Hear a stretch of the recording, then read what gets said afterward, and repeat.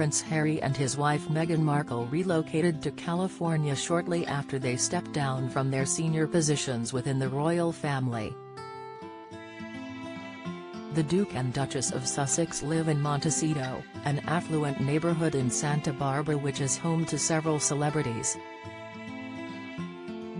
While Harry and Meghan supposedly keep to themselves, a recent sighting has led some commentators to speculate what A-list events the royal couple may attend next, with one suggesting that the Sussex may make their debut at a particularly infamous affair. Christine Ross and Christina Garibaldi, hosts of the Royally Us podcast, discussed what the future may hold for the Duke and Duchess.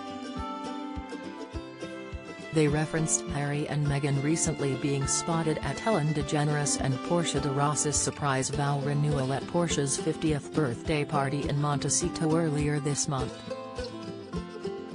The Sussexes were among well-known celebs, including Courtney Cox, Gwyneth Paltrow, Katy Perry, Kris Jenner, Jennifer Aniston, Melissa Etheridge, and Orlando Bloom. It marked the couple's first appearance together since the release of their Netflix docuseries at the end of 2022, and led Ms. Garibaldi to speculate about where the couple will be seen next. Harry and Meghan's transatlantic campaign of hate backfires as U.S. celebrities snub them. Prince Harry and Meghan Markle's absence from Oprah Winfrey's recent birthday celebrations signals the Sussexes are increasingly unpopular in the U.S., said Washington-based commentator Niall Gardner. They are already pariahs in the UK, the royal enthusiast wrote on Twitter. Find out more here. Speaking of the surprise vow renewal party, she said, "It was definitely an A-list Hollywood guest list and I think that's where Harry and Meghan want to find themselves, on that A-list Hollywood circuit. I think this is the first of many times we're going to see Harry and Meghan in these A-list circuits. I would keep an eye out on things like the Met Gala, the big red carpets this year, to see where they are going to find their place in the celebrity minefield." Ms. Ross added, "I totally agree with you. I think they are going to be making their Met Gala debut this year, for sure." The Met Gala is an annual celebration of fashion, organized and presided over by Vogue's Anna Wintour. It has traditionally been timed to mark the opening of the Metropolitan Museum of Art's Costume Institute's annual fashion exhibition, and is considered a fundraiser for the New York Museum. Year after year, the exclusive event is attended by A-list celebrities and raises eight-figure sums. It will once again take place on the first Monday in May, which happens to be May 1st this year, a tradition maintained since 2005, apart from in 2020, when the Met Gala was cancelled, and in 2021, when it was held in September, as a result of the pandemic. The event usually hosts around 600 attendees and the guest list is kept top secret until the evening before the event. However, some of the most famous figures regularly attend, from Beyoncé to Madonna, as well as designers and their muses. Strict rules dictate that no phones are allowed to be used during the event, in turn, meaning no social media. What happens at the Met Gala, therefore, remains largely under wraps. It is understood that the event usually involves a high-profile performer, and guests always explore the exhibition before sitting down together for a meal.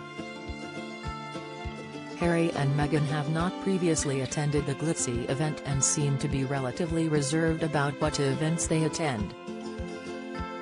It is unclear whether they were invited to last year's event, and it is understood they would require more security than the typical celebrity. A Montecito local recently claimed the Sussexes are the only famous residents to bring their security guards out with them. Richard Miniards, a former royal reporter, claimed other celebrities in the exclusive enclave do not use the same level of security. Speaking on an episode of Hello's A Right Royal podcast earlier this month, he said, "What is very odd, I might say, is that there are very important people, very rich people, in Montecito, but no one has security guards with them, except only, from what I've seen, Harry and Meghan. Every time he goes anywhere in his Range Rover, has normally followed by 3 or 4 security men. I don't know how necessary that is." The podcast's co-host, Andrea Camano, added, "I think he's used to it. He would probably feel better without them." Mr. Minyards continued, "Their estate is surrounded by walls, which are about 8 feet high, so it's very secure. But obviously, the security men, Harry and Meghan, feel they need them." Later in the podcast, Sandro Minetti, a show business reporter described as the ultimate Hollywood insider, claimed Harry and Meghan, who are parents to 2 young children, largely keep to themselves and rarely mix with their famous neighbors. His comments came ahead of the Sussexes being spotted at the home of Ellen DeGeneres. At the party, musician Brandi Carlile performed "The First Time I Saw Your Face" and met the royal couple. She told ET Online on the Grammys' red carpet last week, "We talked to them for a long time. They just really felt like normal, decent, good-humor people. We just had a great chat. I'm not going to pretend that I haven't seen the hubbub, but I haven't paid very close attention to it.